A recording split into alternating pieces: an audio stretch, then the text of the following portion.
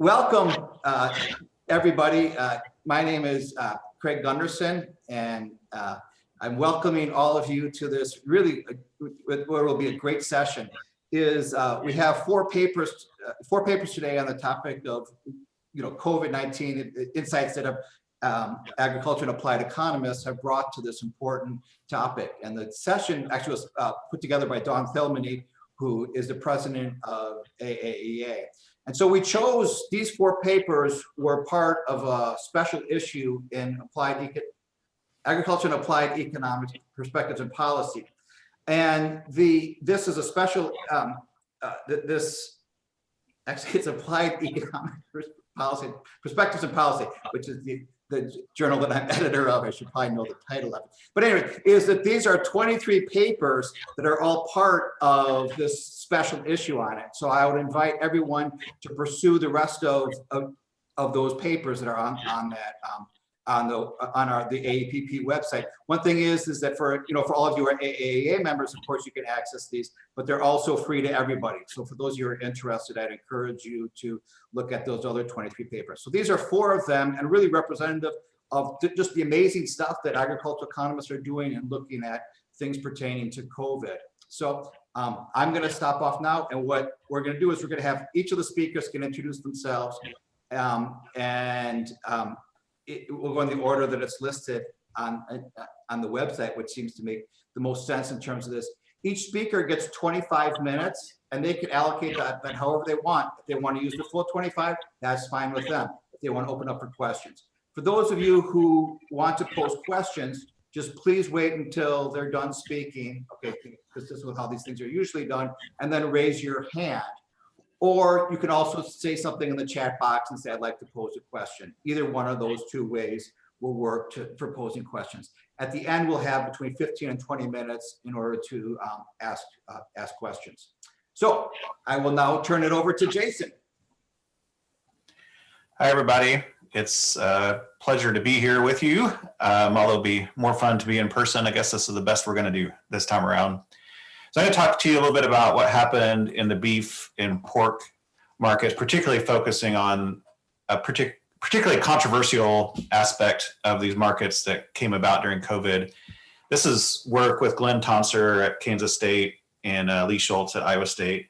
I should warn you at the beginning, there's not any like hypothesis testing or anything in this paper. It's mainly a descriptive account of what happened. And in that sense, I think we view this as our attempt to articulate what the sector kind of lived through and put down on paper some of the controversies that were surrounding that, and maybe to try to head off some of the worst economic reasoning that came about during some of this. So I thought I'd start with just a very broad overview of some of the disruptive impacts, and this is true regardless probably of what sector of the ag and food economy one was in, but I think it's important to just sort of hit the high points. We all lived through it, so I'm not going to dwell on it. But even as early March, we saw headlines like this one that were encouraging consumers to start stocking up. And indeed, by middle to late March is when we saw the big disruptive factors that hit our food sector. And these were two big demand shocks, and they happened in opposite directions. Big spike in demand for food at grocery, and a near destruction of demand for food away from home through restaurants. My sense is we got through that pretty well. Within a few weeks, really, grocery stores started to return to something much more normal. Supply chains readjusted, and things started to look more normal. But that was a bit of a prelude to a much, I don't know about bigger, but another very disruptive factor. This time was on the supply side of things, particularly beef and pork packing that I'm going to talk about here. And we started to have worker illnesses, and this caused plants to shut down. And this got to such a point that pretty much every major media outlet ran stories like this. Little shameless self-promotion here, but it's not every day one gets quoted on the front page of the largest circulating paper in the country. But there's me on the front page of the USA Today on May 1st. I said I didn't think the food system was breaking, but the meat sector was in real serious critical condition. Again, I think within a month or so, a month and a half, really, we got back to more normal levels, and it looked like things were kind of at least on the food side of things, getting back closer to normal, except for, of course, food service. But then, we've had a resurgence of cases. We had a resurgence this fall. We're still kind of this limbo world, and people are still wondering even if the meat sector is going to, have some of the same problems it did again. So we can see those timeline of events through food prices. And on this slide here, I just have wholesale animal prices: pork, beef, chicken, and eggs. So the pork and beef side is really where I'm going to focus most of my attention. The red is this year, or I guess what is now last year, 2020. And the blue dotted line is 2019. And you can see pretty much regardless of the commodity, wholesale prices got pulled up in that early part of the pandemic, which is a little surprising given that we were losing demand from food service. But it does seem like on net, the amount of food people were buying through grocery was enough to pull up prices, at least initially, and then you saw prices start to fall. And I think that's sort of that net effect that we lost food service. But then you can see the impact of the meat packing plant closures and really dramatic increases in wholesale pork and beef prices. And you can see this, in various degrees in other commodities. If you haven't seen it, this really nice website by Raj Chetty and some co-authors that track credit card spending and debit card spending by consumers. And it just shows how remarkable the changes were and how opposite they were. I think the other interesting thing to note is, still, how far out are we now? 9 months or something? We're still seeing these really disruptive impacts in food markets. We're still spending more away from in groceries. So as of the 1st of December, about 20% more, and still spending a lot less away from home. I don't know why they lumped together in this data set restaurants and hotels, but I wish they'd pull the hotel part of it out. But anyway. So I think when I think about sort of the meat and beef packing sector, this is a graphic we put together at Purdue when we were getting a lot of questions about what was happening. And I think it does help characterize the disruptive parts of meat packing. And that was, because a lot of our food system supply chains look something like this, kind of an hourglass shape. A lot of farms, a lot of consumers, but relatively fewer number of processing facilities. And if something happens to that processing sector, then some real problems can arise. Indeed, if we look at meat processing and packing, it's a pretty concentrated sector. So these 10 blue dots that you can see, those are the locations of the 10 largest beef or cattle processing plants. The red dots are the 15 largest pork packing plants. And combined, those plants contribute about 60% of all beef and cattle processing in this country. So any one of those plants, might be from 3 to 6% of total national processing capacity. So one of them goes down, it can have some pretty big implications. And indeed, what we saw in April and May were that, multiples of these big plants were down. And so if we, I think I'll skip over that slide, but this just shows you what happened in terms of weekday processing data. These are daily data. And at the worst of it, which was really late April, early May, we were operating in the beef and pork side about 40% below the same levels at the same time in 2019. So, that's this sort of reduction in processing is on, there's really not any precedent for it. It's really unprecedented in terms of its impacts. Interestingly, chicken was never really as impacted. I haven't seen much good, research on this. My sense was there could be a couple of things going on. There's less labor in each of those chicken processing plants. Chickens are just smaller animals. Most of the labor in these plants is involved in disassembly. So it's just less to disassemble. Could also just be locations of these plants. They're located more in the Southeast United States. During this period, the coronavirus wasn't spreading as much through that part of the country.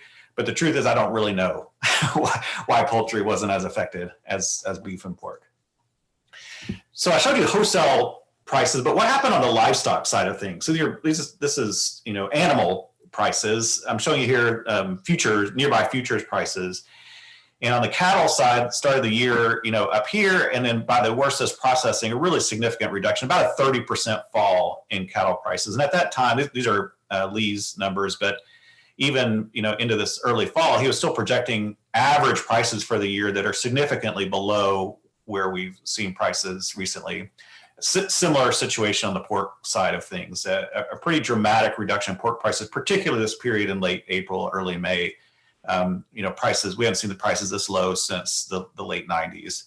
So really dramatic. So, if you're a cattle producer, hog producer, in addition to on the hog side being concerned about things like euthanasia because there just weren't any places for these animals to go, just a lot of concern about prices. And frankly, I think it just seemed unfair that packers were getting these wholesale prices that were rapidly increasing while livestock prices were falling. And indeed, you can see sort of the fallout. These are headlines in late May, June, and July. So there were a couple of federal policies that were being proposed. So, for example, Chuck Grassley introduced some legislation that would mandate 50% of all cattle be traded on a cash market rather than by contracting. So just to give you some sense, in normal times, maybe 20 to 25% of cattle are traded on a cash basis. You also saw at that same time, Elizabeth Warren, Cory Booker, they were proposing to ban quote unquote factory farming. It wasn't clear to me exactly how they defined that, but you can see the date. It was early May, about the same time as all these disruptive events that were happening on the beef side and pork side. And indeed, there was action on in terms of legal action taken. So Department of Justice issued subpoenas for the beef packers. USDA already had an investigation going on because of a packing plant fire that happened in May, but they brought that to a conclusion in July. And then there were new private, party lawsuits that came about during this time. So just a lot of action that was happening at about this same time that cattle prices were falling and wholesale meat prices were rising. So just to, show you exactly sort of the source of that controversy, most of what was reported in the news were rather than margins, really were price spreads, differences in prices between wholesale meat prices and farm level prices. So, these are the farm prices. The red, blue is red are farm level animal prices. The blue are the wholesale level meat prices, and the gray is just the difference in those two. And indeed, this point here in early May is as high a wholesale price as we have, at least in nominal terms, on record. So wholesale prices really reached an unprecedented level, and as a consequence, this price spread did as well. And I think this sort of combined with that falling livestock prices really was a source of a lot of concern, a lot of claims about collusion, market power, so forth at the farm level. And just to put that in some historical perspective, this is that price spread over the last 15 or so years for beef, at least. And you can see that spike is really like nothing we've seen in 15 years. This is the other controversial event that happened. A packing plant fire put out of commission a plant in Kansas for a period of time that was about 5% or so of national processing capacity, and it caused this increase in margins, and that was already causing a lot of controversy. In fact, I got asked to testify for the U.S. Senate Ag Committee at about this time, and I'd say 90% of the questions were about this little spike right here, not realizing we're going to have this much bigger spike, here later. On the pork side, it's really not quite comparable to beef because the units are a little different. On the animal side, these are carcass level prices rather than live prices because almost all hogs are sold on a carcass basis. So that changes the magnitude, but the trends are still there. The margin or the price difference is this one below, and you see a really significant rise that happened at the same time these packing plant shutdowns. So I think the thing I said a lot as I got interviewed, and Glenn and Lee also, I know were just, had their phones ringing off the hook during this time period, is this run up in price spreads is exactly what Econ 101 would predict if you have a disruption in processing. It doesn't mean market power doesn't exist, but you don't need market power to explain it. And so, without getting into all the hairy details here, this is a simple model, no market power, fixed proportions. The blue lines are basically farm level markets. The red lines are wholesale level markets. But what happens is there was a reduction in demand for livestock. You close down a packing plant, they're not going to demand as many cattle or hogs. They don't need as many to run through there. So you're going to have a fall in livestock prices. At the same time, you're not processing as many animals, so you're not getting as much meat. There's a reduction in the supply of meat that pushes up wholesale prices of meat, and you get an increase in the margin. And I think that was the hard thing for, during this point of discussion, is everybody wanted to talk about collusion and market power, but it seemed to me that you just didn't need those explanations to characterize what was happening. I won't go into details here, but you can take a simple equilibrium displacement model of the sort that, say, Michael Woganot, Julian Alston have used a lot in papers, and just use that simple model to show what happens to a price spread when you have supply, demand, or cost shocks to the processing sector. And this bottom derivative here just shows that if you increase cost at the marketing sector and the processing sector, you're going to get a widening margin.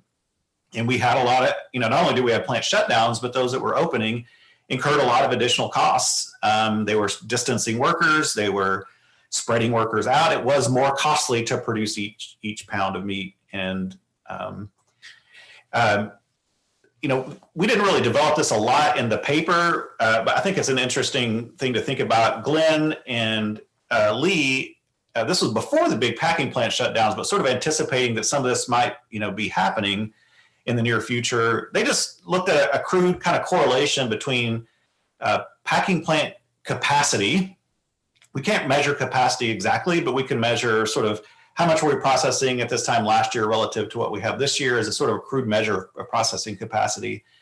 And those things are negatively correlated. So if we're operating nearer to capacity, livestock prices tend to be lower, which kind of makes sense. If you're operating near capacity, you don't need as many animals. And so, if we reduce processing capacity by about 40%, 30 to 40%, which is sort of what happened to us, they predicted cattle prices would have fallen between 20 and 40%, which is roughly what happened. So even this is using historical correlations essentially between, plant utilization and capacity and livestock prices. And those same correlations, even though we had these really dramatic shocks, sort of bore out in the data that we have there, which in a sense is saying that although the situation was very unusual, the sort of price movements are in line with what we'd expect. Another thing we do in this paper is make a distinction between price spreads and margins. So most in the industry, most of the time people don't think about the difference in prices. They think about margins on an animal basis. So if you're a packer, you're thinking, how much money am I going to make if I buy this animal? So they put it on a per head basis. And most of what gets reported in the news is what we might call a gross margin. It's just the difference in the value of the, things you can sell off the animal, the meat and byproducts, minus what you paid for the animal. And that's what gets reported in the news. The problem is that we can't observe the costs on the packing plant side of things. They're fixed costs or operating costs, but really, if you wanted to sort of get into sort of market power issues or something like that, what you want to observe is the net. And that's a harder thing to observe. But we made an attempt to make some calculations just to look at how you might get some differences between these gross and net measures, accounting for the fact that you're going to have extra costs during COVID. And that's these graphs here. So this is on a per head basis rather than a pound of meat basis. And you still see a significant increase, but there's of course a big difference between the gross and the net. According to these measures, it would suggest packers were a bit more profitable during this time period. And I think, one thing to sort of think about is, at times there will be random shocks that cause, one sector of the economy to be more profitable. Probably grocery stores were more profitable during this sector. I don't know if it's anybody's fault, and it may not be fair, but that seems to be sort of what happened here. Although, I'd be a little cautious with this story that the packers were making a ton of money. One reason is we can look at, even though we can't observe costs directly, we can observe stock prices. So if you believe that stock prices reflect sort of future profitability, at least the market's perception of future profitability. So the dark purple line is S&P 500. This is really spanning all of 2020. And then the light kind of pinkish line is Tyson, and the bluish line is JBS. So Tyson, JBS are two of the largest both beef and pork packers. They're publicly traded. And you can see they took a big hit at the same time that the entire market took a hit, but they never rebounded like the rest of the market did.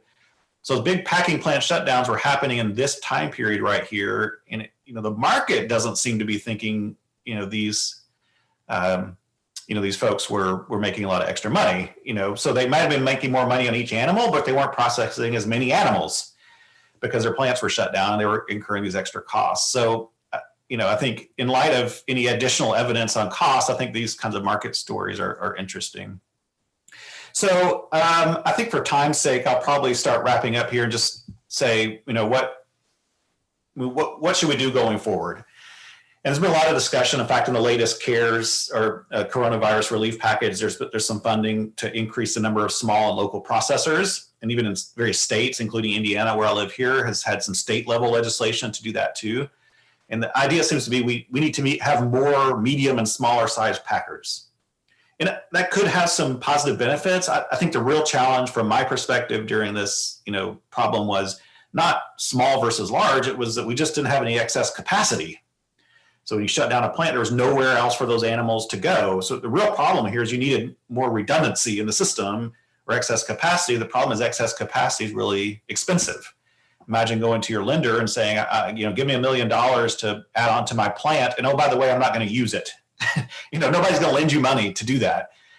So you're essentially asking somebody somewhere in the system to take on additional cost without any direct return.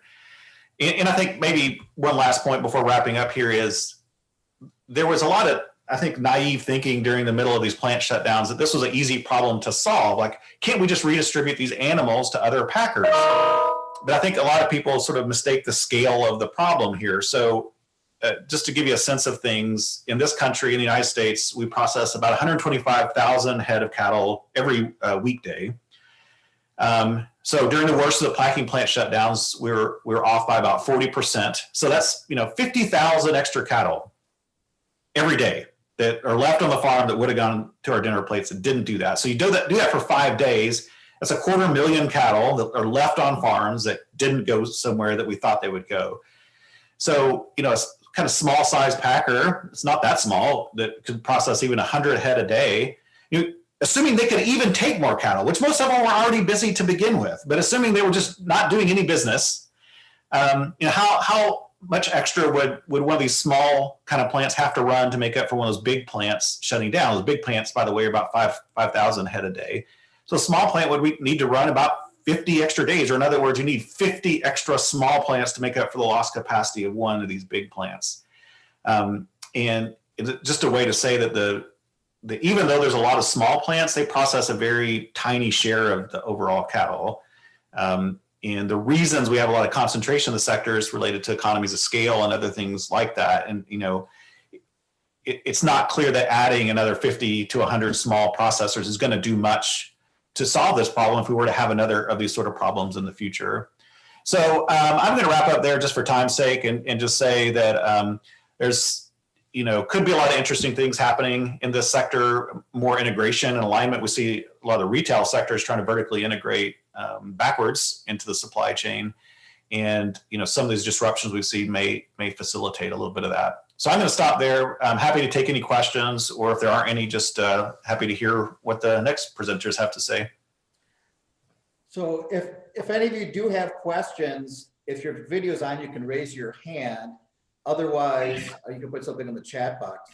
Does anybody have a question they want to pose? If not, I'll pose. Oh, okay, Peyton, why don't you pose your question, please? Hey, Jason, that's really interesting.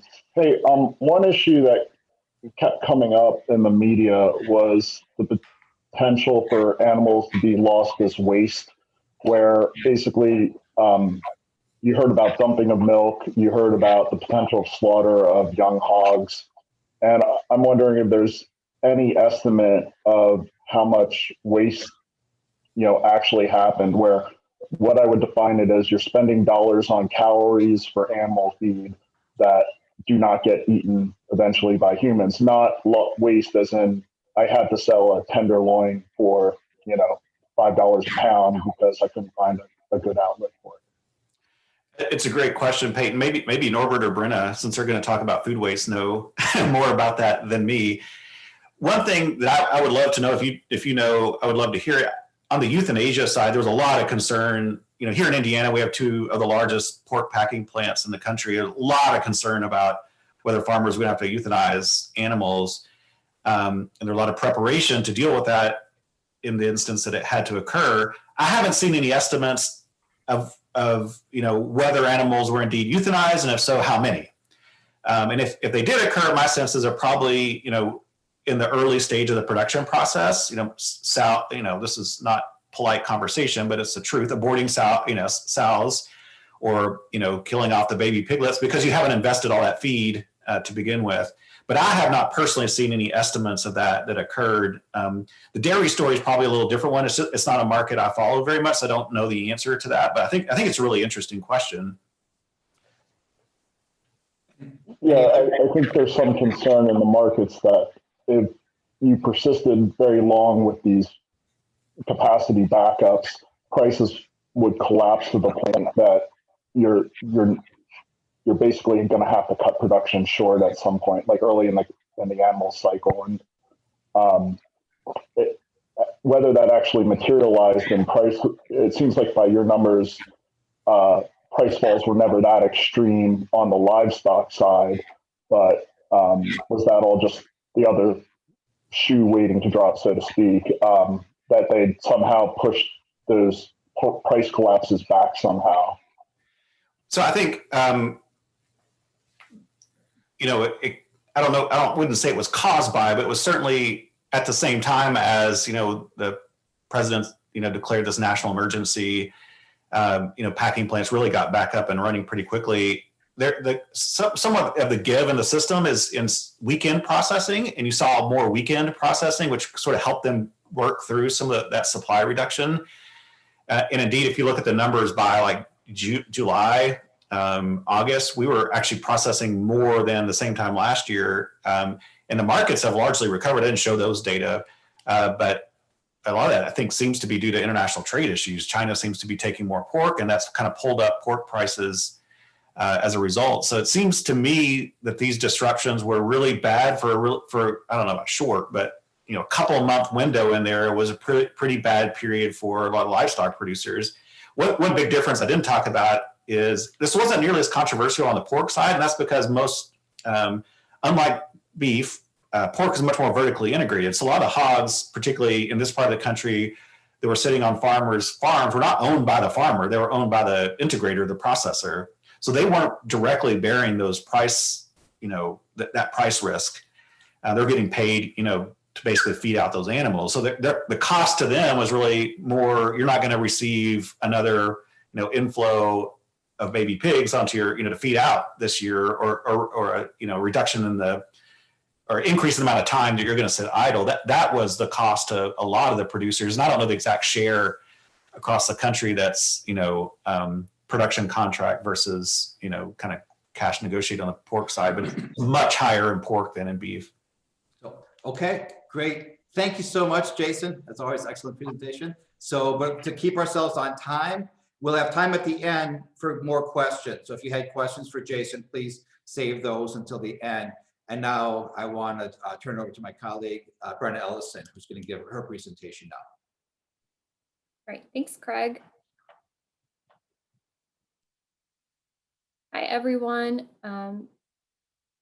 So as Jason mentioned, Norbert and I, oops, sorry, wrong button. Norbert and I do have work on food waste and COVID. In this presentation, we're actually going to be shifting a little bit. We're not talking about food waste, but certainly I think both of us are online here and would be happy to talk about that work. But what we'll actually talk about is some of our own household research examining food purchase behavior and food values during the pandemic. And so this is work that I've done with Brandon McFadden and Brad Rickard at Delaware and Cornell, respectively, and then Norbert, who's also on the call and who's going to answer all the hard questions at the end.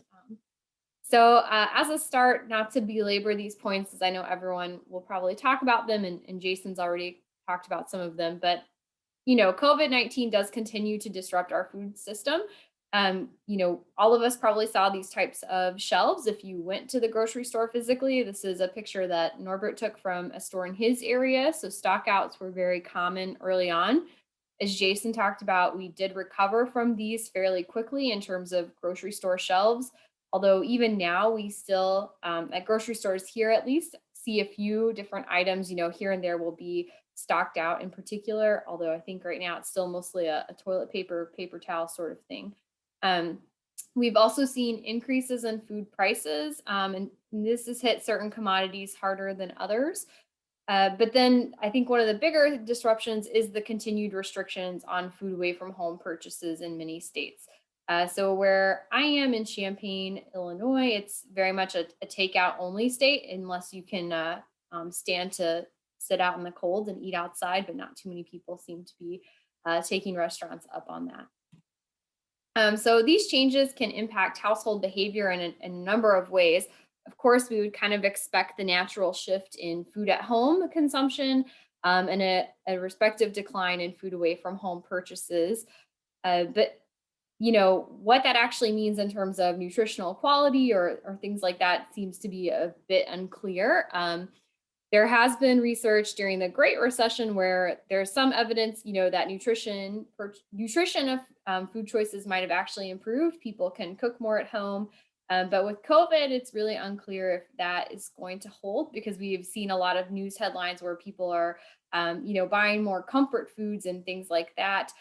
So it's unclear maybe what the impact on nutritional quality is. And I'm not sure our paper will be able to answer that today, but I think it's an interesting question to think about longer term.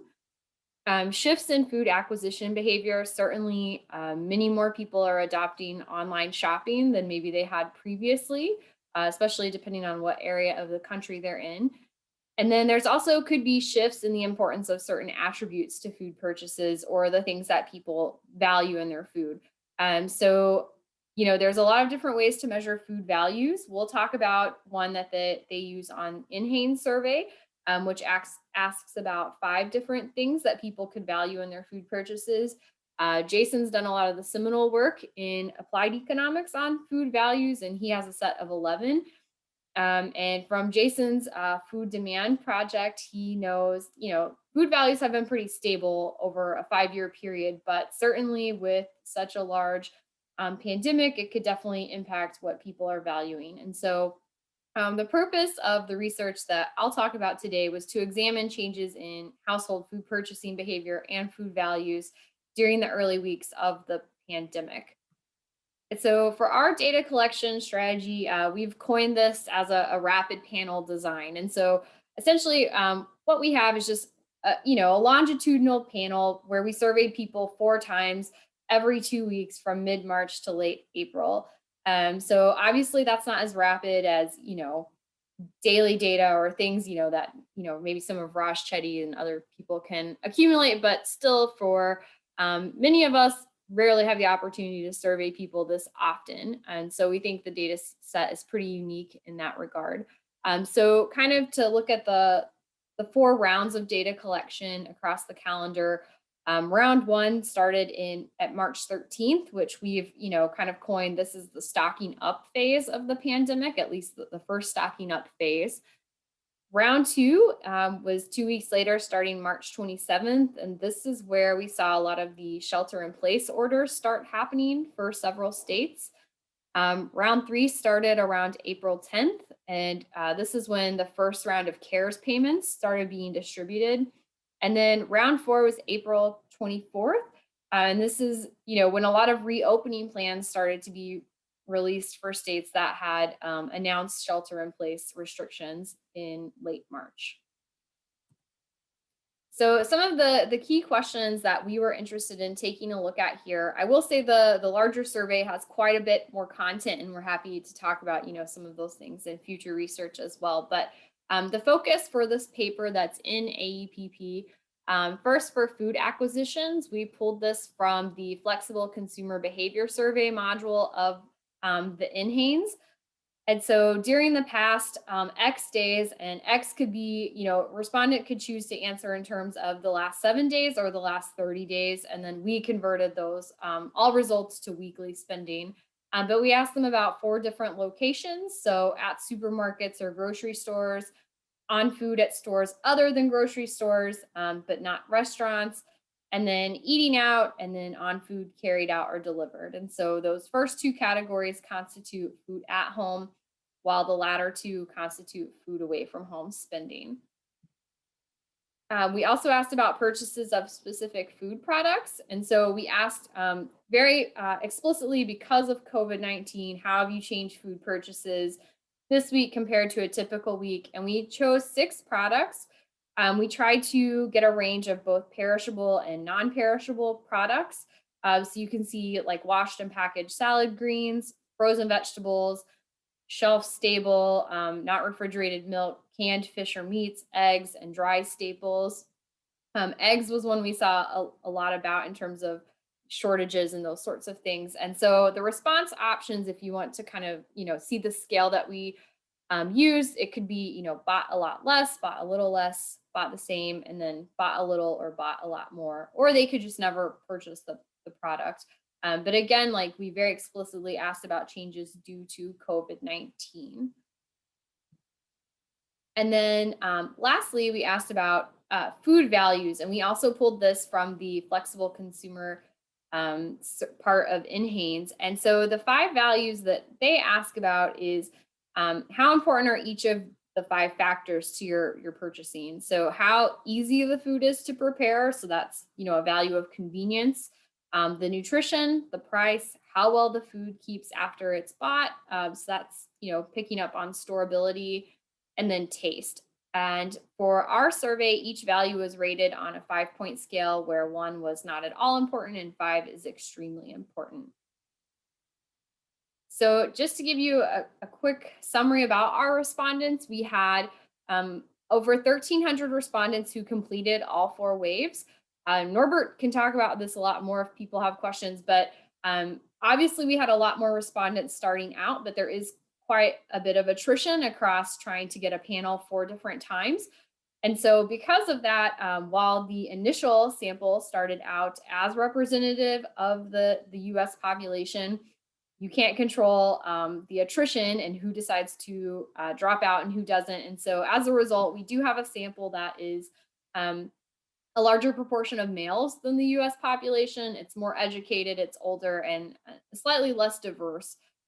So this is of the final set of respondents, but again, in the first wave, we had to recruit about 5,000 people, I believe, in the first round, in hopes of getting at least 1,000 in the 4th round. And so there is quite a bit of attrition through that process. So here are some results. I'm choosing to do just the graphs. We do also in the paper present tables that go with each of these graphs, where we do simple regressions on where we do, like, for instance, spending, where there's dummy variables for each round to look to see if there's significant differences over time relative to round 1. So as you can see, for the food at home and food away from home spending, clearly a lot of the purchases are coming out of grocery stores. We don't really see tons of change. There is, the highest spending is in round 1 for grocery stores, and there are small declines afterwards, but relatively small in magnitude. What you see though in the bottom part, I think I can draw on my screen. Hopefully people can see it. This triangle area right here, this is eating out. So eating out experiences very dramatic declines over the 4-wave period.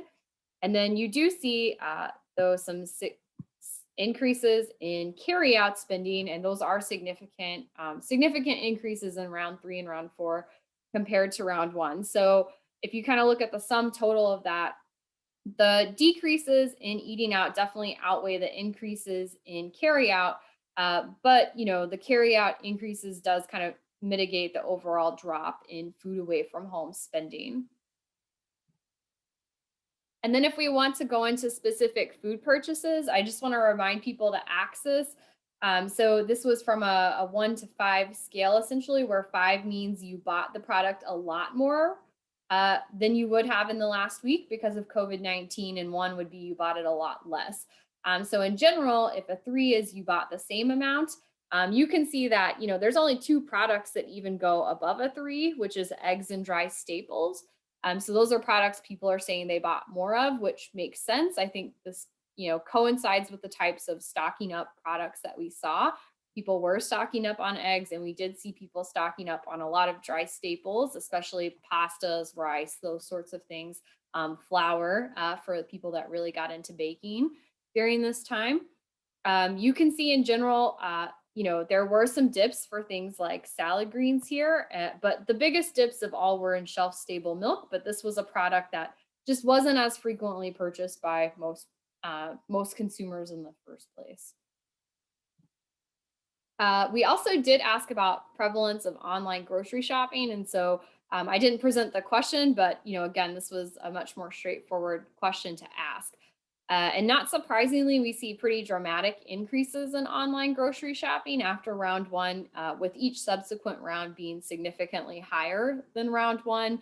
And so by the end, we go from about 10 to 15%, so about a 50% increase. And lastly, food values. So as you can see from our food values, again, the higher the score, the more important the value. Taste by far is still outweighing everything else. This coincides with what we see from industry surveys.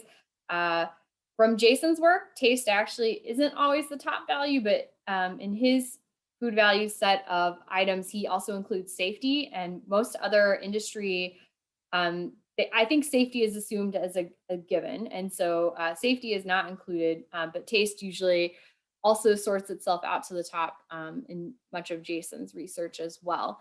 What is interesting though here is you see storage actually peaking to be the second most important value in multiple waves. And I think in the past, storage really doesn't get that much attention. And normally we wouldn't see storage jumping things like price and nutrition. I would say I personally was a little bit surprised to not see price be more important over these 4 waves, because unemployment was spiking, because food prices were rising. But one explanation for why maybe price wasn't rated as more important or higher importance during this time is if there were stockouts, maybe people didn't care about the price as much. They were just literally trying to get physical food into their home and on their shelves at home. So that could be something. We also see, nutrition is below both price and storage. And then ease of preparation seems to be the lowest. As someone with a young kid in my home during COVID, I think ease of preparation actually matters quite a lot, but the average household doesn't seem to value that. So one thing to know is, how does this compare to pre-COVID times? So I did find a paper by Burton Freeman and colleagues from 2017, and they report what the FCBS data and NHANES actually found for these 5 values during the 2009-2010 period. And so what they report in their paper is the percent of people ranking each value as very or somewhat important. So we're reporting an average level of importance. So it's not perfectly comparable, but what you can see is that, taste, nutrition, and price seem to dominate, well, especially taste and nutrition. And then, storage actually comes out in 4th in their paper. And so we see storage as pretty important throughout our 4 waves. So if food values changed, it might have actually changed before our survey started. So that shift may have happened, right as we were starting to survey or something. But it does seem in general that storability was elevated relative to, what we've seen in previous times. And then I would note, the ease of preparation was pretty low during their survey. So I think that tracks with what we're observing here. So I guess some takeaways are things that we continue to think about as a research team. First of all, food expenditures changed, right? Decreases in food away from home was driven by less eating out, but it was partially offset by increased carry out. We think, this coincided pretty well with the introduction of shelter-in-place orders for many states. And so the results we got were very intuitive. When we think about how this could translate past the period we observed, there could have been some reopening over summer that allowed for rebound effects for food away from home and eating out in particular. But the winter surge has likely erased any such rebound effects, with many states putting shelter-in-place orders back in place, and again, restaurants being not essential relative to other businesses. We also see significant increases in online shopping behavior, which will likely continue through the winter. as, again, more people are locked down. And then lastly, food values do appear fairly stable over the 4 survey rounds, but the ordering does look different than maybe what was observed pre-COVID, especially with storability being elevated above price and nutrition. So not on these slides, but some other things that we're thinking about. First of all, there's probably heterogeneity across households in terms of how they respond and if they decide to stock up. Some households, lower income households may not have the ability to stock up the way higher income households do. And so some of the things we're looking at going forward is actually trying to investigate more of that heterogeneity. So we're trying to pull we are pulling zip code data from some of the Raj Chetty sources that he has available, and we're trying to match zip code data to actual COVID cases to see how people responded when they were in hot zones or hot spots, those sorts of things. And then we've also collected a 5th wave of the data since we've published the paper. So I believe, Norbert may need to correct me, I believe it was in June. So we can look, again at a 5th wave and see what was happening a little bit after kind of the initial shock of COVID hit and when people were starting to maybe see places where they could go out and eat again and those sorts of things. So with that, I wanted to give, more to think about. Sorry, I did put it on a slide. Apologies. Some of the other heterogeneity, of course, is in employment status. So in our 5th wave, we do actually ask about employment and those sorts of things. So we can also look at that. I think an interesting angle that I'm not sure we're equipped to answer, but as I stated early on, dietary quality changes would also be important. So, it's interesting to talk about the quantity, but I think the quality effects are also interesting to think about, and it will be interesting to see what researchers can do with things like scanner data and so on. And then the number of households experiencing food insecurity has increased significantly. And so, this is probably something Craig's thought about quite a bit. What are long-term consequences for food access and nutrition? So we know that they have made an effort to get SNAP online to where people can use SNAP using online shopping. But again, what are the long-term consequences given the increases in food insecurity? So with that, here is the link to the paper in AEPP. We want to, again, thank Craig for moderating the session and giving us an outlet for this really cool research. And Norbert and I are happy to answer questions from the group.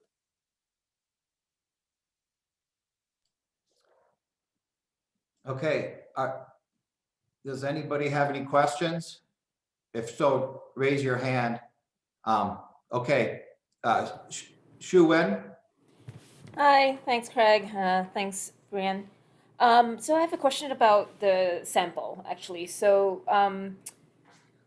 what was the average household size in the sample? I'm sort of curious about what those numbers actually represent, given variability in household size. And I'm assuming, well, I don't know, I guess, you asked questions about income and whether there are currently SNAP participants or not. It'd be interesting to see some of the results by some of these different subgroups as well. Norbert, I'm Sure. looking at the paper for income, but if you know about household size, I'll let you go first. We did collect it. I'm so sorry that I don't have it right at my fingertips. It was a slightly smaller sample, smaller sized household than you would see in the US. But I would have to double check that to give you the exact average household size. And the income was slightly higher than the US national income. So it was a sort of sort of more educated, I should say, a higher income sample than you would see, and our SNAP participation level was relatively low. So our sample does not reflect sort of the individuals who might have struggled the most during COVID. Although if we just want to restrict to like round 1, I think it would, we could do something like that. And that way, round 1 data is like, it matches the US Census very closely. So we could look at that round specifically if, we wanted to do that. That is correct. Yeah, we had about 4,400 or so folks participate in the first round, and it was a much more diverse economically education attainment sample. So we could go back and look at that, but we wouldn't be able to track how all those individuals responded to the questions over the time. Just a very quick follow-up question about Sure. also if you had a sense if the respondents were primary food shoppers for their household or not. We did ask that, and I don't have that number. I'm so sorry that right in front of me. It was, we did not screen people out if they were not the primary shopper, but we did ask the question, and I think it was somewhere in around the 50% range. But again, I would need to double check that to be able to state that more accurately. Okay, did anybody else have, okay, Dawn?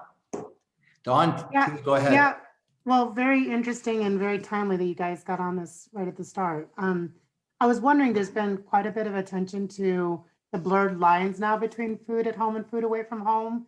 I couldn't tell from your data. Did you differentiate much about delivery versus curbside pickup? And you know, it seems like that's going to be a real dynamic, and it's not clear if people even how people define it in their own lives.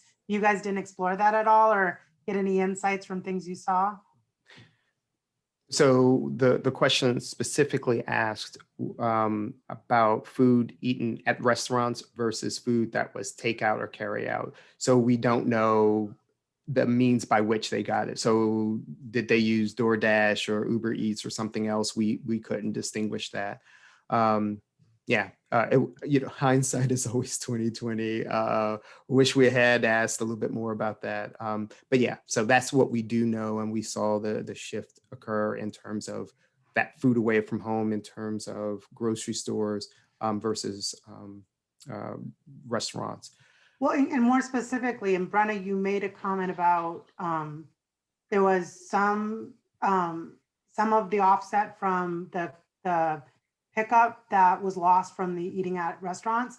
But, you know, one thing we saw, at least as a phenomenon in a couple places, was that restaurants started to put together these feed your family bundles, where instead of picking up meals, you were picking up like $65 bundles where they put everything together.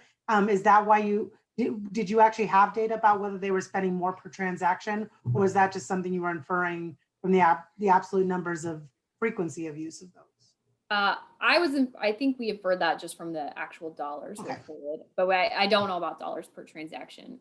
Okay. Yeah, we definitely adopted questions from NHANES because, you know, obviously those are validated for use and those sorts of things. I will say I reviewed a paper, which I'm fairly confident is coming out in AJE and was accepted. Brandon McFadden and Kent Messer, they've done also kind of a rapid panel sort of thing. And they do differentiate between like the curbside pickup and a lot of that in terms of frequency of use. And so I think we also have some good work from ag and applied economists that will come out in that space, asking about kind of more of the granularity in terms of different options that you're mentioning, Don. Thanks, guys. Okay, Nice thank work. you. And so please, if you have any more questions for Brenna and Norbert, please have those at the end when we have that. But I'm going to now turn it over to Glenn.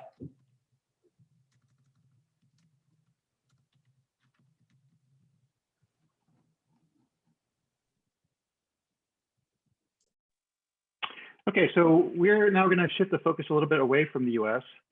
So this is a paper that was jointly written with Valerie Mueller, Corinna Keeler, and Megan James. And it's an interdisciplinary group of authors.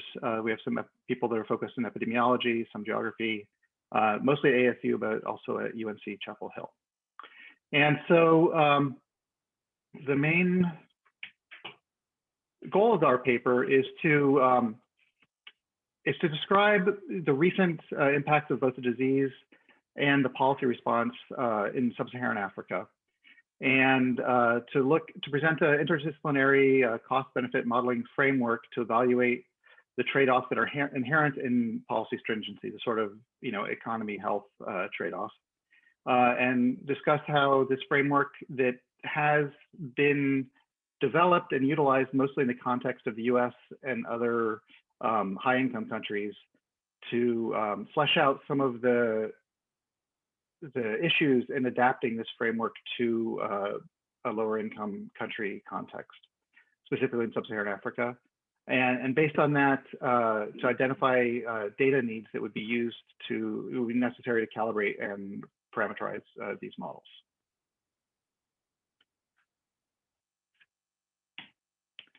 So yeah, disease impacts, obviously, we've got on one hand, the global economic disruption. So even if the disease, didn't impact Sub-Saharan Africa directly, the global recession obviously has a large impact on global commodity markets, travel, tourism, et cetera. But on top of that, we also have internal economic disruption, which can be as a result of government policies such as shutdown lockdowns, and also changes in individual behavior regardless of policies. And so this is just a quick just snapshot or a little idea of how commodity prices for the region's exports have evolved over time. So looking back from January 2019 up until the end of May 2020, and we can see pretty big dips, especially in oil prices, but also minerals such as copper, agricultural commodities, and hardwood. But a big exception is gold, which I guess is not surprising in a time of crisis, because gold prices have gone up, and that has, a few of our countries. So we focus, I should have mentioned this earlier, we focus on a group of 8 representative countries, and gold exports are kind of important for some, particularly Burkina Faso and Uganda. Nonetheless, so this table here shows the change in GDP growth projections from the IMF. The projections for 2020 that were made in April 19, and then the revisions in April 2020.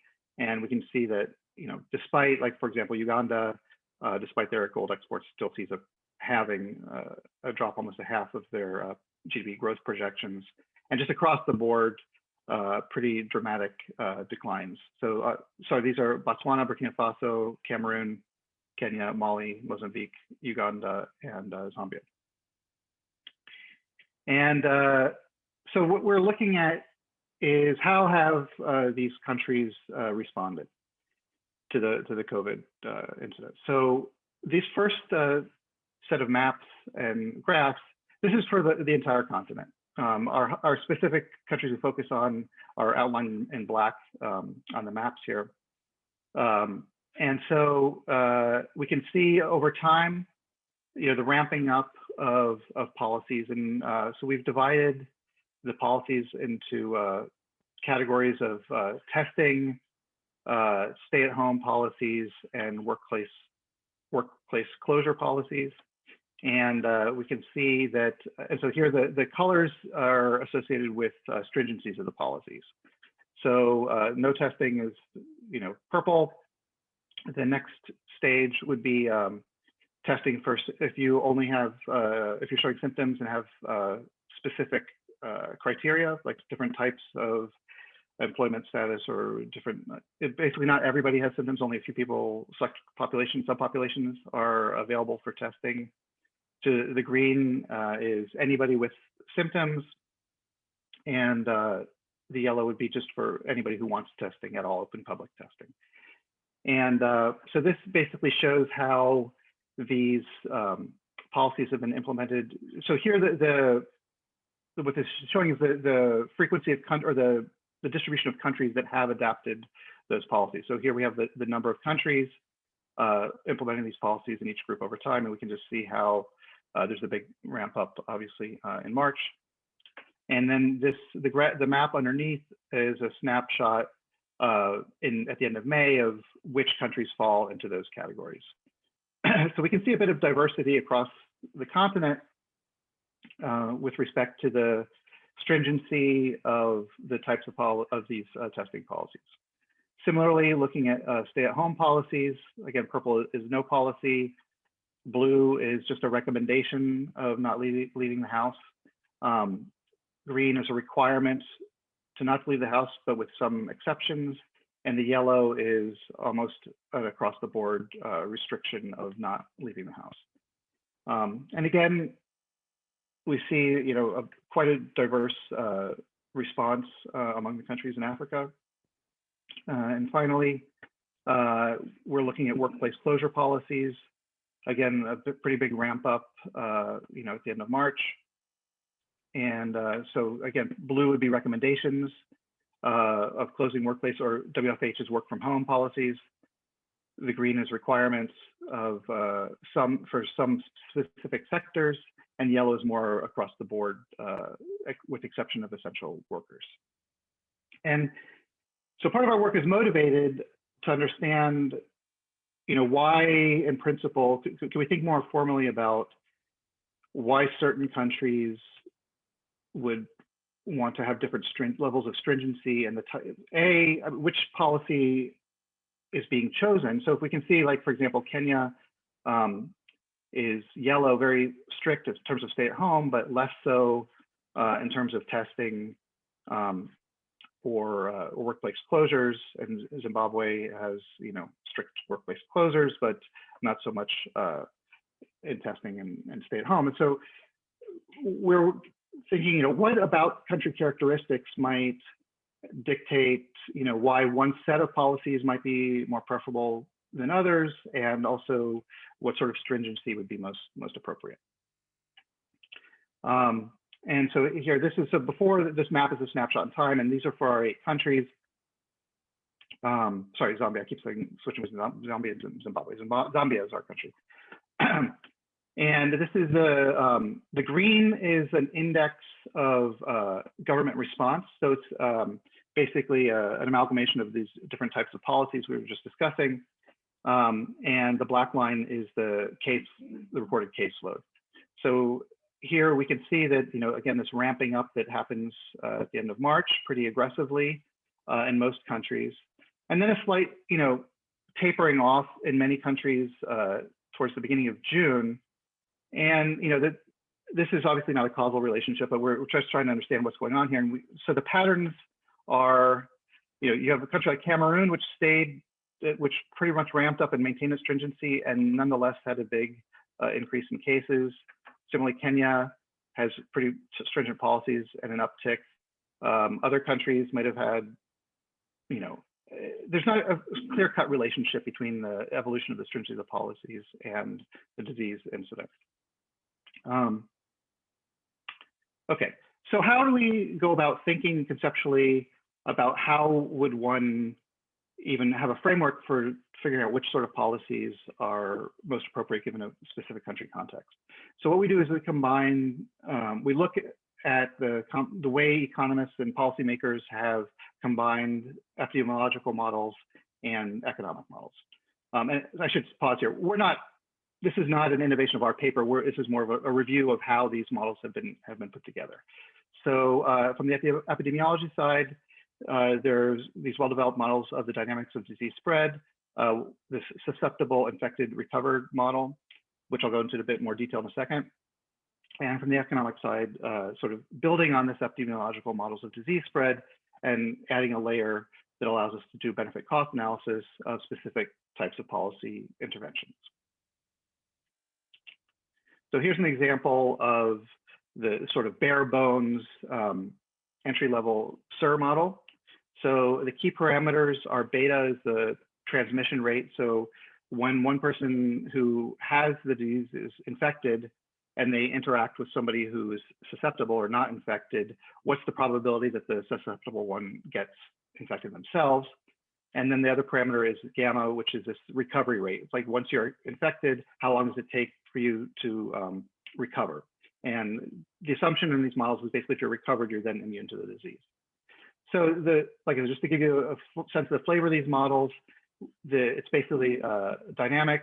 So we have the rate of change in susceptible people over time is basically depends on the population of susceptibles and infecteds as they meet each other, and then beta, the infection rate. So basically the population of susceptibles declines at this rate.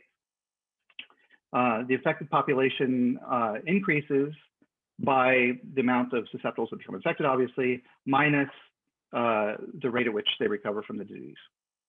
And then finally, the recovered population increases by the infecteds that transform into recovered by this recovery rate.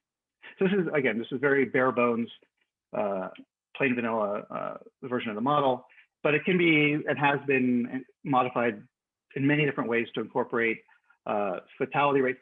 So that this bare bones model nobody dies in this model, you recover, but it's easy to modify this where if you're infected, a proportion of people could die from the disease. You can incorporate recovery rates that depend on hospital capacity, look at different ages, have different recovery rates based on age group or transmission rates, et cetera.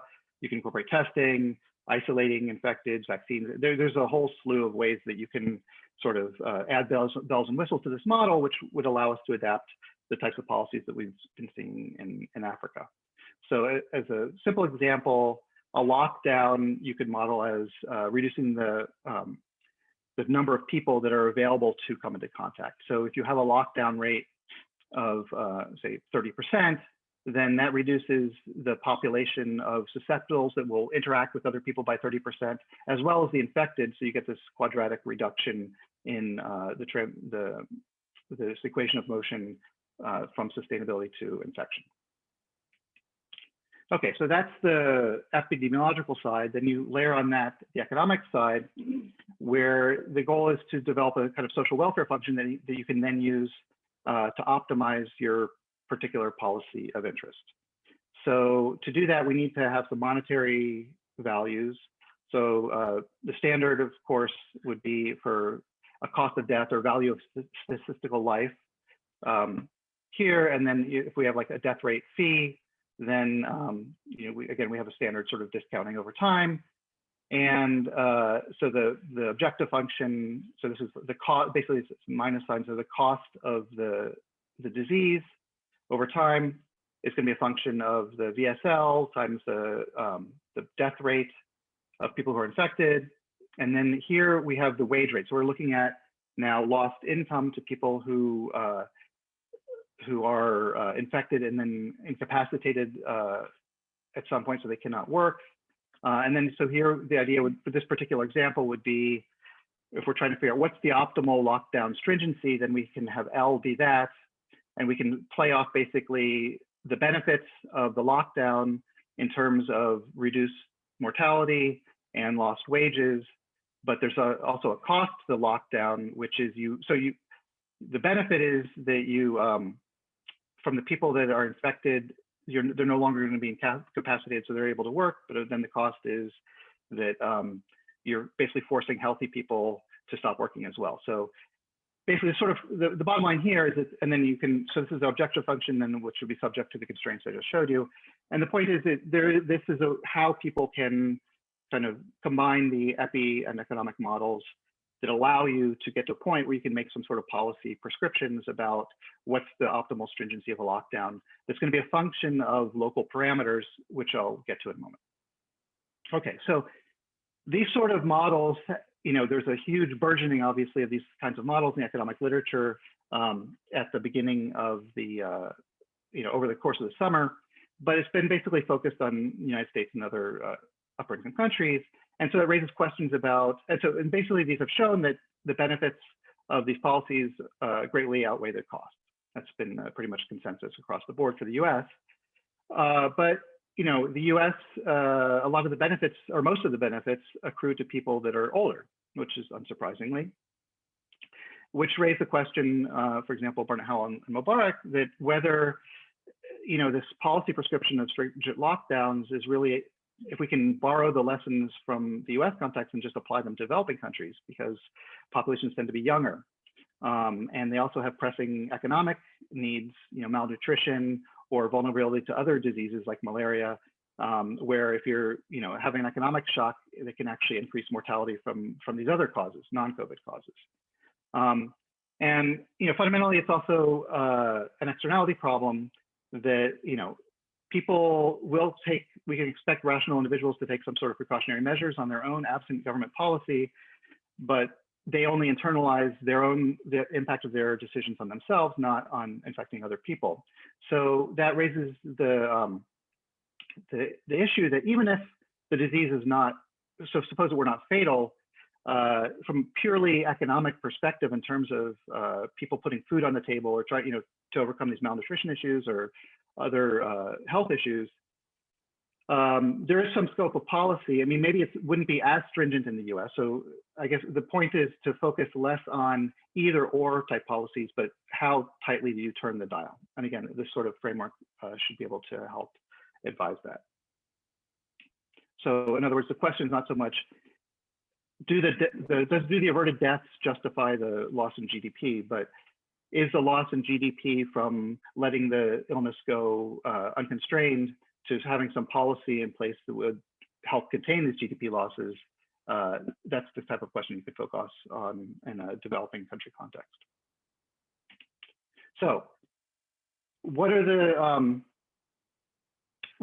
key issues then? So this is, again, sort of a diagram of the SIR model. So we've got these population groups: susceptible, infected, and recovered. We've got the parameters that influence how this model behaves, the transmission rate and the recovery rate. And so what are the local factors then that can shape these parameters? So, in terms of household size, for example, so although many countries in Sub-Saharan Africa, the age distribution is that people tend to be much younger than, say, in the United States. But they tend to live in larger households and households with many generations. So although you might have a younger population, on the one hand, that might reduce the mortality and the transmission rate if you have larger household size, and that could work in the other direction. Sanitation issues. So particularly early on, when there was more concern about the role of hand washing and these sort of things, if people have restricted or don't have access to clean water for sanitation purposes, then that could increase the transmission rate, for example. Things that could reduce the population rate, if countries are more agrarian, people are not, in such high dense urban areas, that could reduce transmission rate if it's mostly farm work versus, say, working in a factory. Other country-specific variables that could affect the recovery rate. So here, comorbidities are a very prevalent problem in developing countries. In Sub-Saharan Africa, there's no exception. So tuberculosis, HIV, et cetera, could reduce increase the recovery, reduce the recovery rate or increase the fatality rate. Same thing with limited hospital access. And then on the flip side, the youthful population could increase the rate of recovery. So basically, the idea then is to go from this conceptualization of what are the data needs then as we go forward, and are trying, what sort of information can NGOs or the World Bank or organizations that are interested in providing policy advice, or African governments themselves, what are the kind of data needs they have that can sort of fine tune these models on a country by country basis? So one key component is the value of statistical life, which varies by, which can be varied by income level. And so there's the most recent data we have on that is a paper by Viscusi and Masterman that basically shows how to adapt VSLs that were calculated in the US or the developed countries towards a developing country context. Looking for data, country-specific data on the age distribution and susceptibility by age demographics, data on household size and composition, again at country level, the comorbidities, which I discussed, looking at country-specific data on urban-rural population densities, and the agricultural industrial workforce composition, whether, like in the agricultural sector, households are producing for their own consumption or they're interacting with markets, can also affect the transmission rates, access to sanitation, healthcare infrastructure. Another issue is gender, the impact on workforce based differentiated by gender.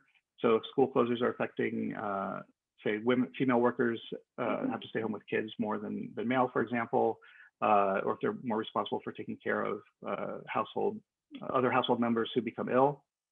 And also, these sort of data ideally would be collected at a subnational level. There can be incredible differences in terms of the relevance or the appropriateness of policy stringency, even within a country, for rural regions versus urban regions.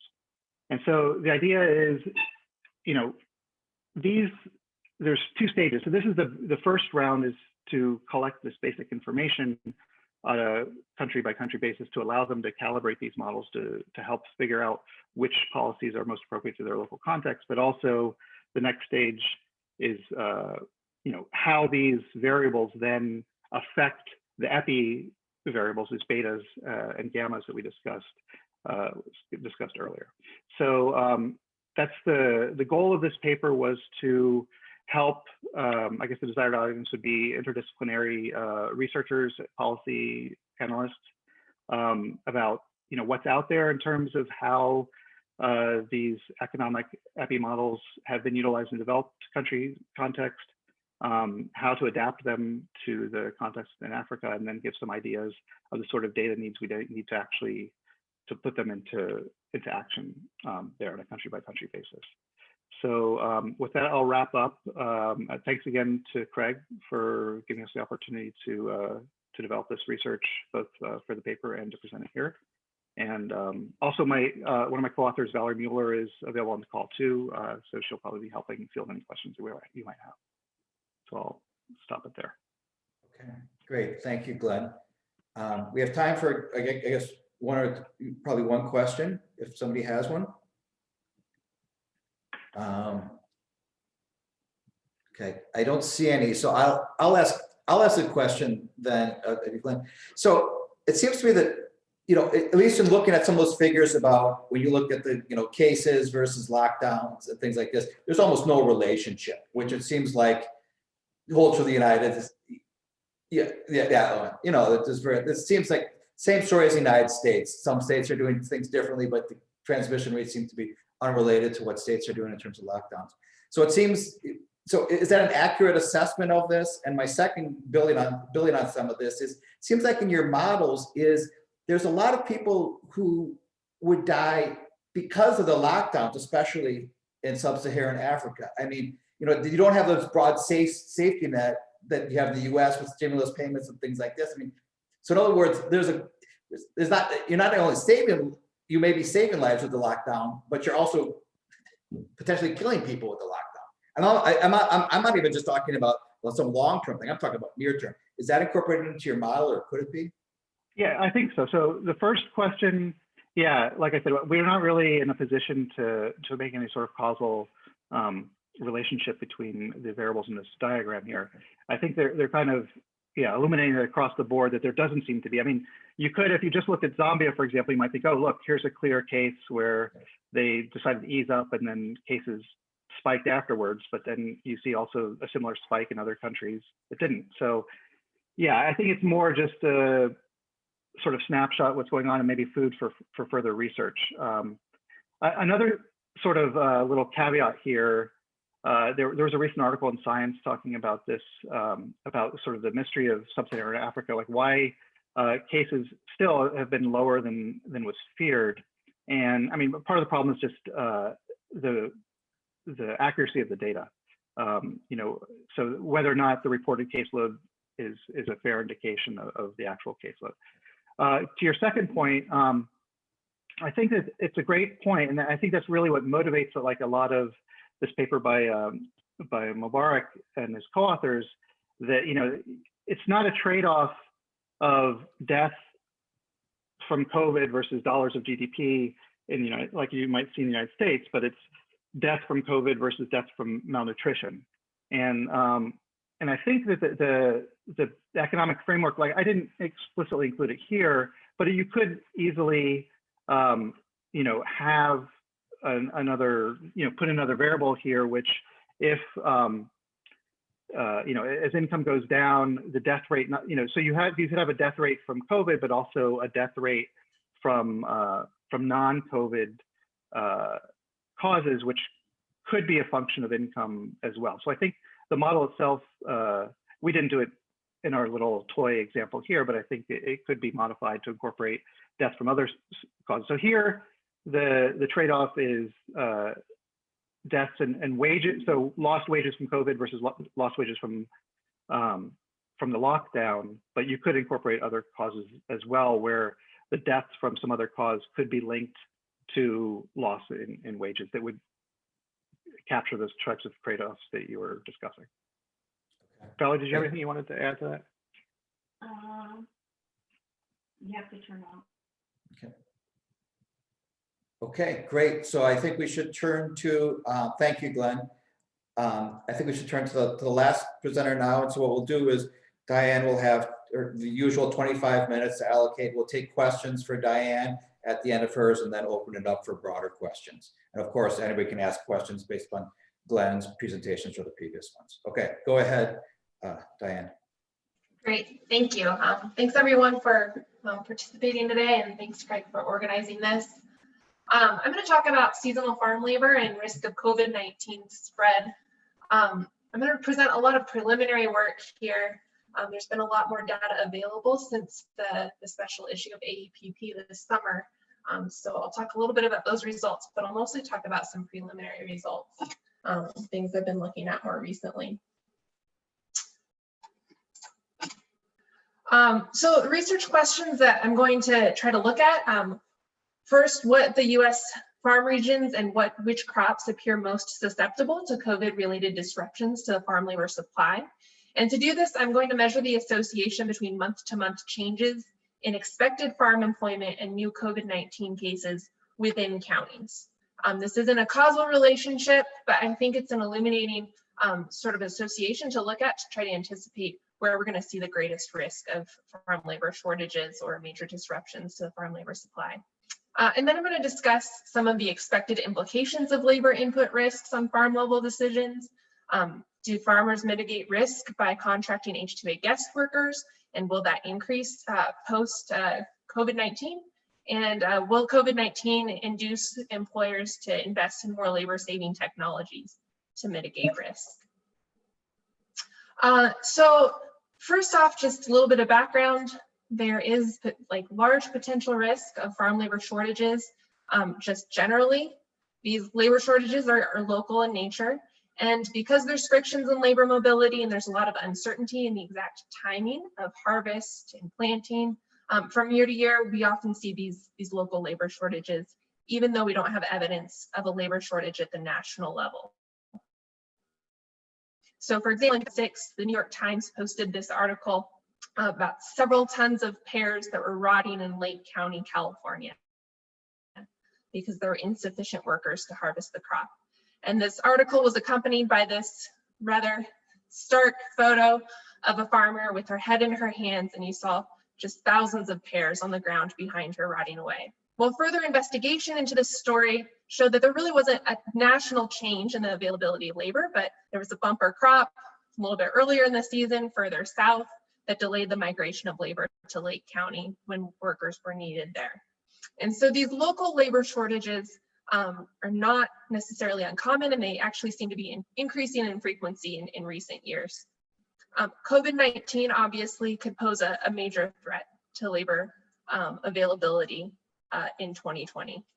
There is some evidence that rural counties with high production of labor-intensive crops have had issues with COVID-19. For example, Yakima County, Washington had the highest rate of COVID-19 infection on the West Coast in June.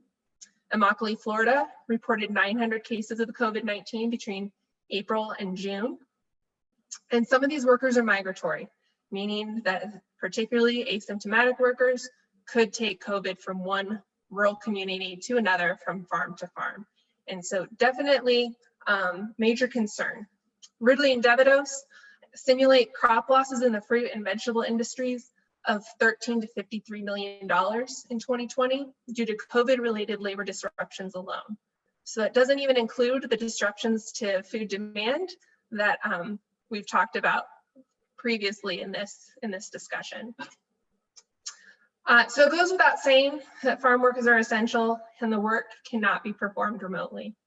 There are a number of factors that are correlated with the farm labor population that could also correlate with higher risk of COVID-19. So for example, farm workers and their families often live below the poverty line, reside in dense living quarters, and sometimes lack access to health care and health insurance. Only 50% of crop workers in the National Agricultural Workers Survey reported that they had health insurance in 2016. An estimated 81% of the crop workforce in 2016 were Hispanic descent, not including H2A workers, who are all foreign guest workers.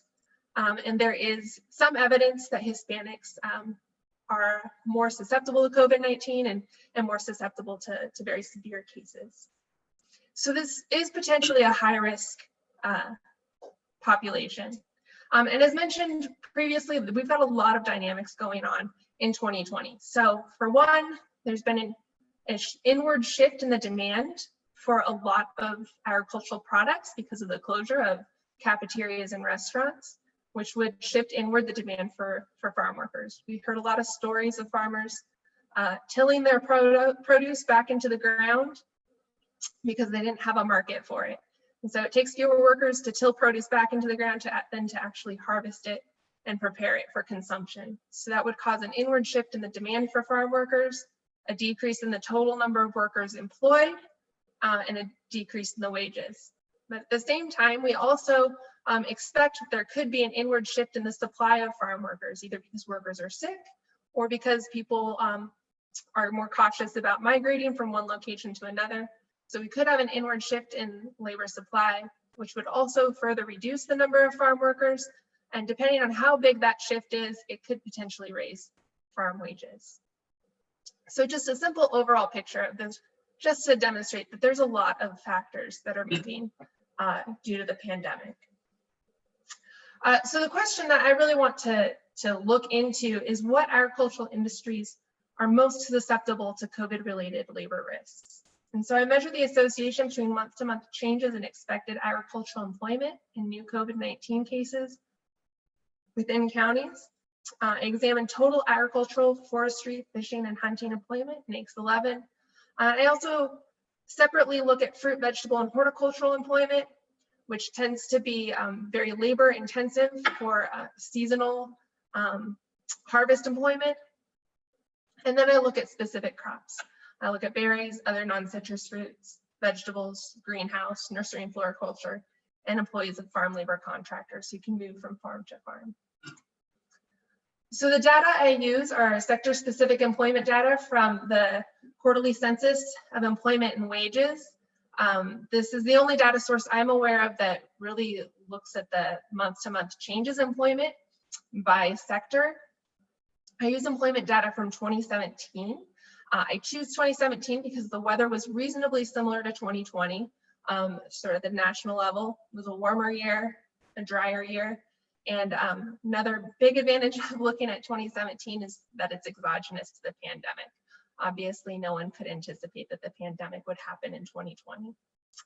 I examined the association between the monthly employment in agriculture, NAICS 11, and new COVID-19 cases and deaths within counties.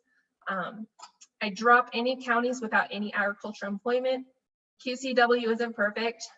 Some counties have some data withheld from the public database because there aren't enough employers.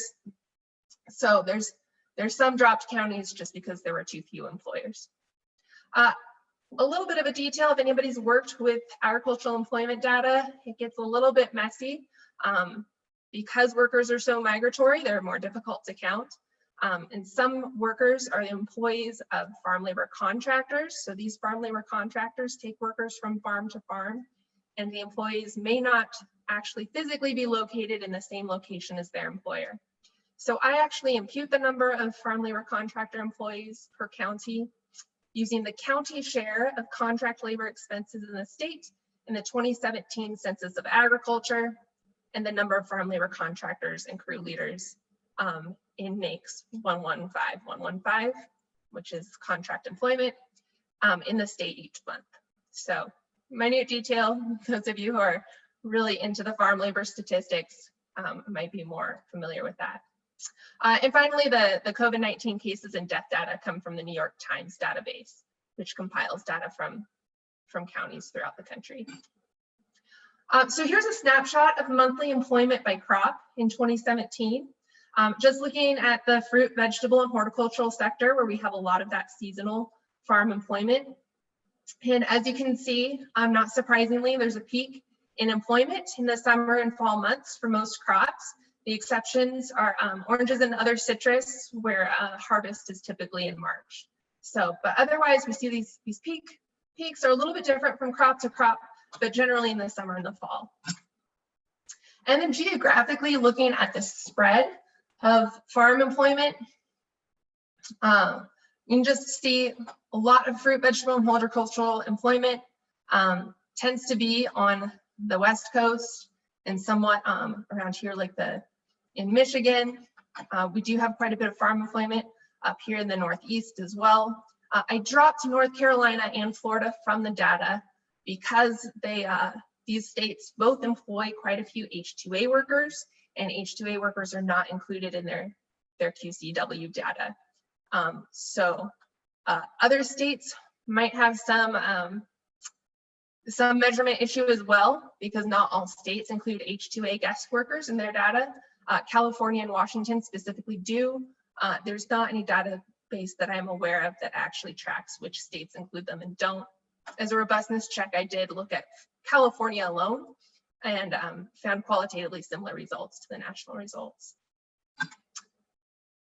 Here, not a causal relationship, just looking at that correlation between the farm employment and new COVID-19 cases at the county month level. And you just see this very starkly positive association. And then to actually look at my model, I wanted to look at month-to-month changes within counties so that you can at least take out those time invariant characteristics of the counties. So I regress the number of new COVID-19 cases within the county and the number of farm workers in the county in month T, and I control for employment in non-farm industries that were considered essential that might have seasonal labor. So I call these the higher risk non-agricultural industries. I include construction, retail, trade, transportation, and warehousing, healthcare and social services, accommodation and food, and other service industries. So these are just additional controls.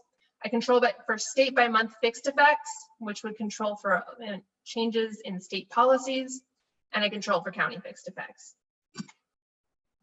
And my findings, I actually find a pretty strong positive association between agricultural employment and new COVID-19 cases. So employment is expressed in hundreds of workers. So my findings here show that 100 new agricultural workers within a county is associated with about 6 new COVID-19 cases. So in this first column, I control for month fixed effects, but I don't include any non-farm employment controls. Second column, I include non-farm employment controls, and in the third column, I replace those month fixed effects with state by month fixed effects. So find a positive association with new COVID-19 cases, don't actually find a significant relationship with COVID-19 deaths. If I look specifically at fruit, vegetable, and horticultural employment, where I expect to see greater changes in the number of seasonal workers, I find a much stronger positive association, and I find that 100 new FVH employees are associated with 21 additional COVID-19 deaths. I also find a significant positive relationship with COVID-19 deaths of 0.42 additional deaths. Then when I break it down by crop, I see this strong positive association between employment in berry industries and COVID-19 cases. Similarly for other non-citrus fruits, I actually don't see a significant relationship between vegetable production employment and COVID-19. That could be because some of the vegetables were harvested earlier in the year. In April, a lot of those crops might have been tilled back instead of actually bringing employees into the fields, or perhaps because there's just fewer activities associated with the packaging and shipping of those vegetables. Not really certain why that would be a different relationship. In greenhouse, I kind of expected that you might see a large positive association given that workers would be in a contained area, indoors. I do see a very large positive association in the first two columns, but when I control for state by month fixed effects, those are no longer statistically significant. I don't find a relationship between FLCs and new COVID-19 cases, but the number of farm labor contractor employees would also be highly correlated with employment in these other fruit industries. So I'm not sure that's really indicative that there's no relationship. So just summarizing the results from those findings, I found that 100 additional agricultural workers within a county are associated with 6 new COVID-19 cases. If I look specifically at fruit, vegetable, and horticultural employment, 100 new employees are associated with 21 new cases within a county. The precise mechanisms, and I can't emphasize this enough, the precise mechanisms are beyond the scope of this analysis. Numerous factors might be correlated with changes in fruit, vegetable, and horticultural employment and new COVID-19 cases. This doesn't mean that cases are spreading on the field.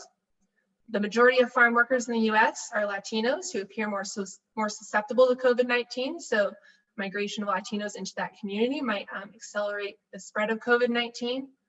Other activities down the food supply chain could also simultaneously spread COVID-19. Specifically, I think of work in fruit packing sheds where you have a lot of workers indoors that might be working close to one another. That could easily be correlated with employment with non-citrus fruit and berries, and could be a source potentially of COVID-19 spread. And there could be a correlated off-farm activities that are spreading COVID-19. But I think the bottom line is that these results suggest that fruit, vegetable, and horticultural employers face mounting risks of farm labor shortages due to the spread of COVID-19. They're in communities, need workers at a time when COVID-19 seems to be on the rise. And so thinking a little more broadly just about the supply of farm workers during this, this difficult time, perhaps if there's a labor shortage, if workers are getting sick, one might ask, with rising unemployment rates, can employers just pull new workers from those who have been laid off from the non-farm sector? However, we just generally don't notice that most domestic workers, they just don't want to work in agriculture. So just an anecdotal story from 2011, when the unemployment rate was still really high from the Great Recession. One farmer said that in his experience trying to hire domestic workers, most domestic workers didn't last long. 6 hours was enough between the 6 a.m. start time and noon lunch break for the first wave of local workers to quit. Some simply never came back and gave no reason. 25 of them said, specifically, according to farm records, that the work was too hard. Similar anecdotes from North Carolina. There were 6,500 job openings for farm workers in North Carolina during the recession in 2008. Only 163 individuals showed up to take the jobs, and only 7 remained for the duration of the season. So if it seems unlikely that employers can find new workers from the domestic workforce that have been laid off from non-farm jobs, another alternative is to contract agricultural guest workers through the H2a program. H2a program is relatively costly. Some of the costs of using the H2a program include determining labor needs in advance. The employer has to apply for the H2a position ahead of the season. And given that the seasonal changes in labor needs are somewhat unknown, there's some risk in contracting ahead. They have to guarantee a minimum hours of work. They have to provide housing and international transportation for the workers, and pay at least the adverse effect wage rate, which is typically higher than the minimum wage and typically a little bit higher than what local farm workers appear to get paid. And finally, the employer has to demonstrate that no US-born workers were available to fill the positions. And so there's a lot of administrative costs associated with using the H2a. Nevertheless, we have seen the number of H2a workers employed in the US rising the past 10 or so years. So one question that Marcelo Castillo, my co-author, and I had, in the paper that we published earlier this summer in the AEPP, theoretically, the reduced employment opportunities in 2020 in the local non-farm sectors could induce workers to migrate to farm jobs from the non-farm sector, and thus reduce the demand for H2A. And so we investigate the effects of changes in state unemployment rates on H2A demand from 2007 to 2019. And we regress the full-time equivalent H2A certifications each year on the lagged unemployment rate, state fixed effects, and annual fixed effects. And we find that a 1 percentage point increase in the unemployment rate was associated with a 5 percentage point decrease in H2A demand from 2007 to 2019.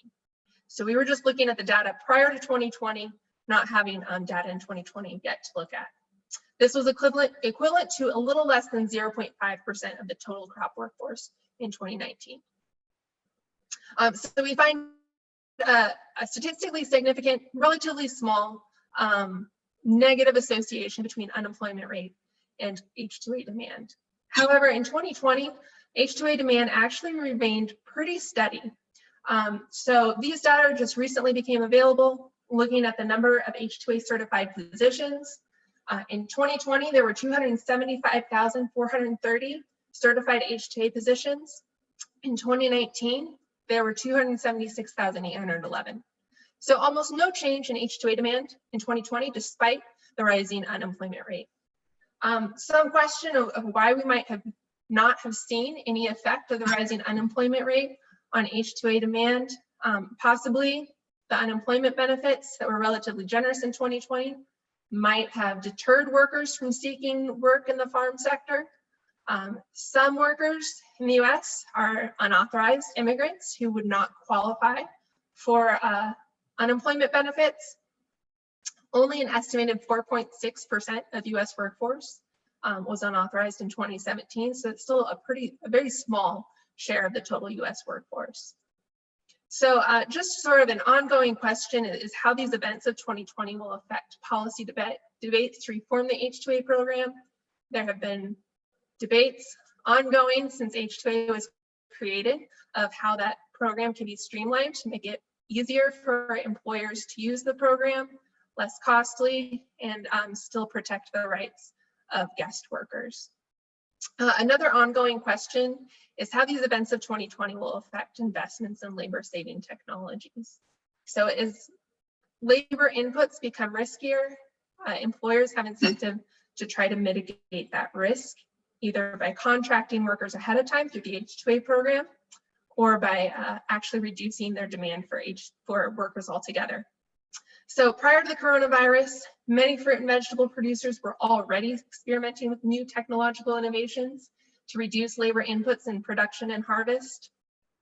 One example, Taylor Farms in Salinas, California, began installing robotic arms that package salads in its processing sector, and started using harvesting with automated lettuce harvesters that actually use this patented jet knife technology. It just sprays water to actually cut the lettuce off near the ground, which replaces a number of workers who would otherwise be bending over these lettuce fields with a machete and cutting each head of lettuce. So lots of technologies available being implemented and in very small scale at this point. Will we see the scale of implementation increasing, and will we see increasing investment in these technologies, in developing these technologies? Taylor Farms says that these innovations reduce their risk of labor shortages and provide opportunities for workers in higher skilled, better paying jobs. So just a question to kind of leave off with here as I wrap up. Who will be the farm workers of tomorrow? Will we see more of these labor assisting technologies, like in the photograph on the left here, where this large machine with arms goes down the fields behind workers who are stooping over, picking the vegetables and placing them on the arms as they go? Or will we see fully automated machines, as in the photo on the right, where one machine can replace many, many workers? You don't really need anyone in the field except maybe a few technicians to make sure that the machines are operating correctly. So who will be the farm workers of tomorrow? what kind of skills will they need, and how will we prepare workers for those jobs, and how will we prepare farms for the risks of tomorrow. And with that, I'll be happy to take any questions. Okay, great. Thank you, Diane. So we're gonna have time for questions for everybody. But first, if somebody has a question for Diane, let's just take one question for Diane if there's something in particular. Okay, then I'll pose a question to you. I mean, at least for my take on this stuff, is COVID really had no impact on this sector. If you look at, food prices, if you look at, all these other things, it really didn't have much of an impact on the sector at all. And even if you look at, this stuff at the outset, that 11 to whatever $1 billion, I mean, this is a multi-billion-dollar industry. So even the cost, COVID really had no impact on this industry. It seems that's my takeaway from this. And even in terms of these COVID cases, even if that increases in these areas, most of these farm workers are younger. They probably maybe were, displaced for a week or two or something. And I know that this is, time-dependent picking season, but still, I don't know. It's my takeaway from this is it didn't have much of an impact.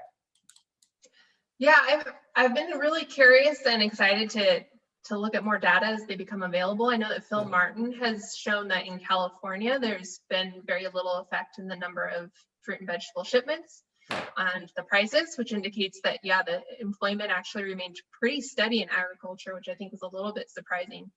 I do believe just going forward, given the concerns that everyone has had with labor in all of these essential industries, and I imagine we might see indication that there were bigger issues, maybe just a little bit further down the supply chain. We obviously know that there were a lot of issues in the meat packing industry.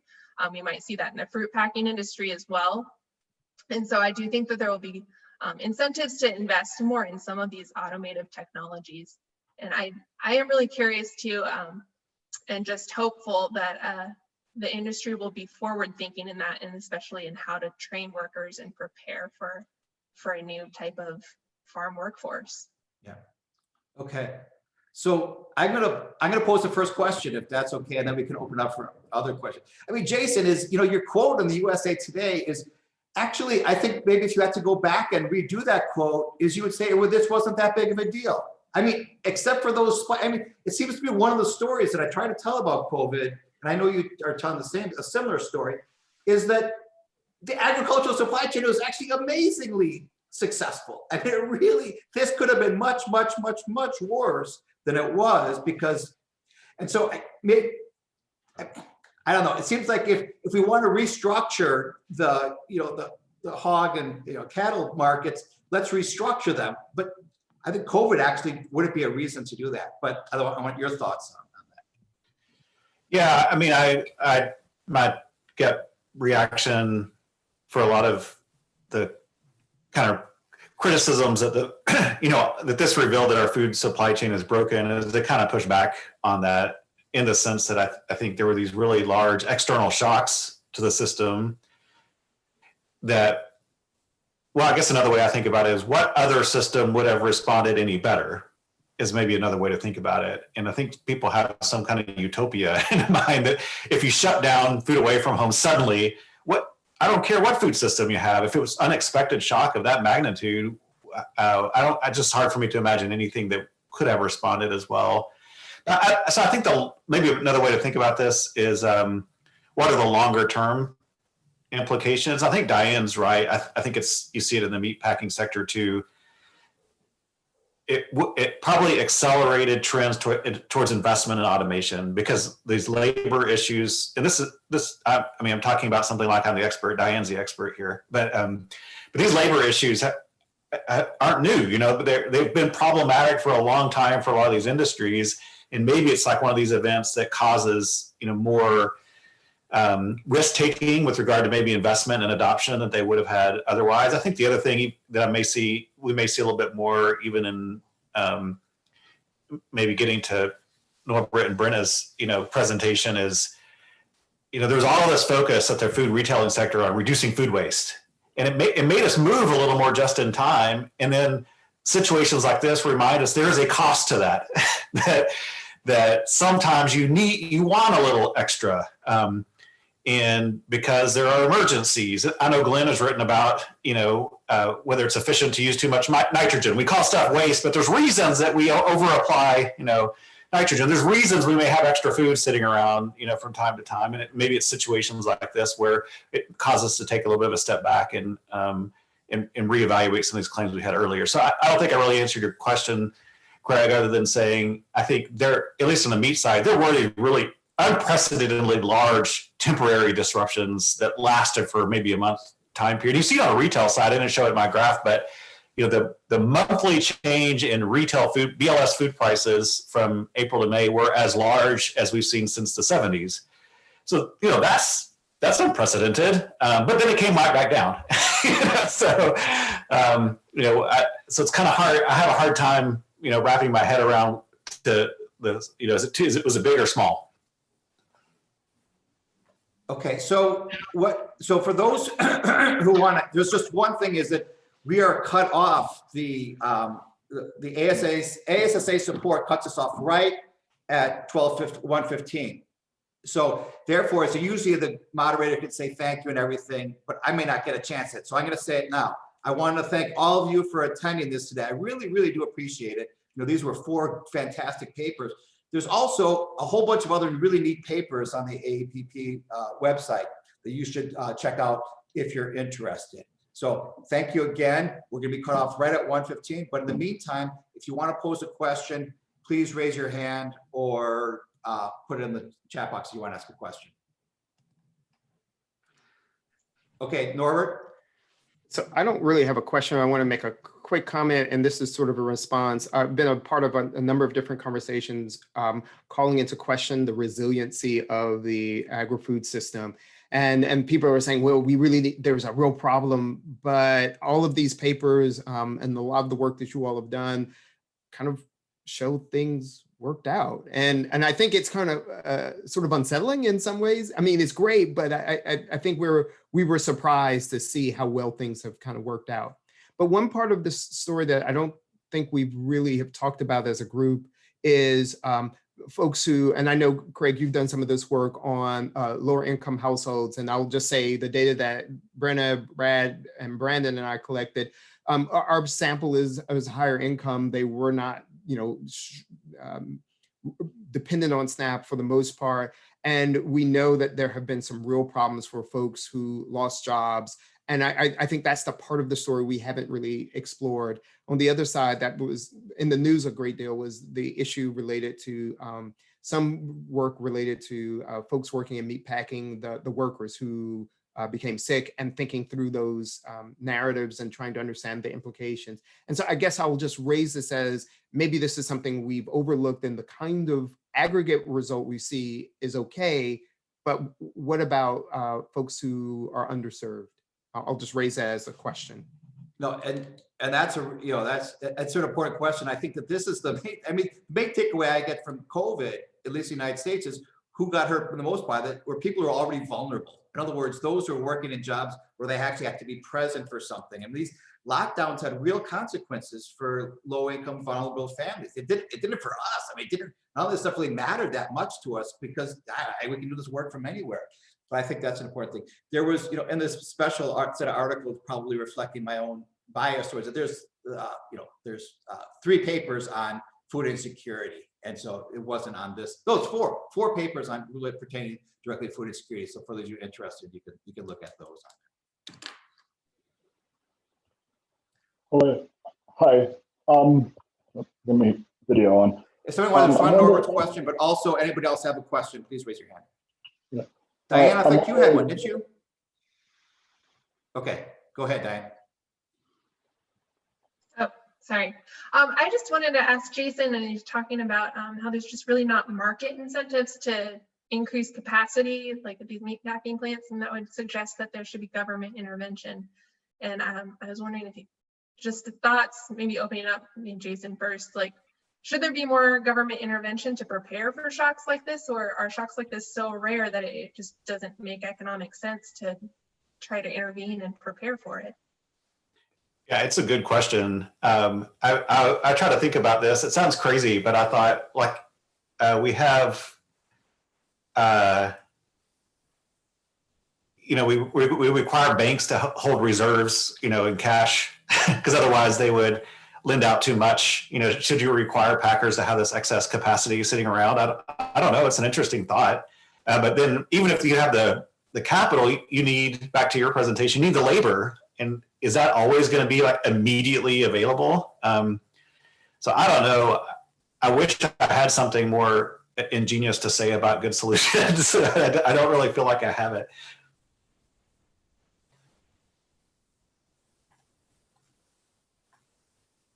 Right. And as we also know, is whenever time the government steps into these things, they oftentimes mess it up more than they would otherwise. I mean, so that's just a comment about some of these things when the government steps in. But Payton, I think, did you have a question? I'm just wondering, with the fall in demand for food away from home, there's a number of industries that are heavily dependent on this as an outlet for their product. For example, the seafood industry, and I would imagine parts of the produce industry. I'm just wondering if again, there's going to be like a waiting for the other shoe to drop where these persistent shortfalls, eventually you'll see people exiting the industry. As you know, there was talk early on about the ability to shift breaking eggs into sort of more consumer-friendly things that could be sold in supermarkets as you get this food away from home shift to food at home. And it's just a bigger question. I'm just wondering if we're going to see some of that shakeout going on soon. I'll weigh in. One thing that maybe relates to this question, something Diane mentioned earlier, I do think, what are the barriers to entry to, say, new meat packers? I think that's a legitimate question. Sometimes there are regulatory barriers. It's really costly. And it gets to your question a little bit, Payton, about there were a lot of regulatory barriers that prevented food from flowing from the food away from home sector, the food at home sector. Alex Schaefer, Tradeoffs, and I have a paper about that particular issue in eggs, that if you're a seller of egg products, liquid eggs, you legally could not sell into the shell egg market. Now they relaxed that regulation early on, but I think that was just one example of lots of sort of barriers that prevented food from flowing from, suddenly low to high areas of demand. So we have another, we have a question. Val, do you want to pose your question? Your hand is up. Okay.